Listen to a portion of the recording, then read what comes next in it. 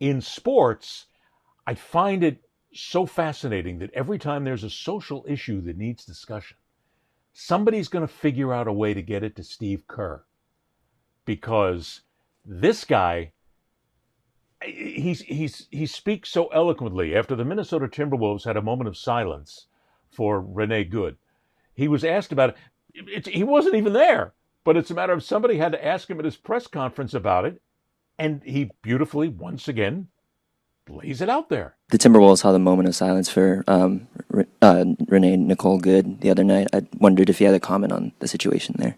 Well, I'm glad that the Timberwolves, recognized, her life and the tragic nature of her death, and it's shameful, really, that in our country we can have law enforcement officers who commit murder and seemingly get away with it. It's shameful that the government can come out and lie about what happened when there's video and witnesses who have all come out and disputed what the government is saying. So very demoralizing, devastating to lose anyone's life, especially in that matter. So it's terribly sad for her family and for her and for that city. And I'm glad the Timberwolves came out and expressed that sadness. Law enforcement officers who commit murder. Yep. Head coach of the Golden State Warriors using his platform. Hey, George, if we hadn't played that here, it got very little play in the national media.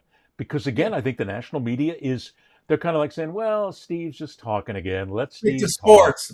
Stick to sports conversation, right? He's just sports. Yeah, he's just a sports guy. Let him stick to it. When in reality, he's a brilliant social mind. And whose father was killed overseas, as you know. He's felt the pain of what it is to make the ultimate sacrifice for your country.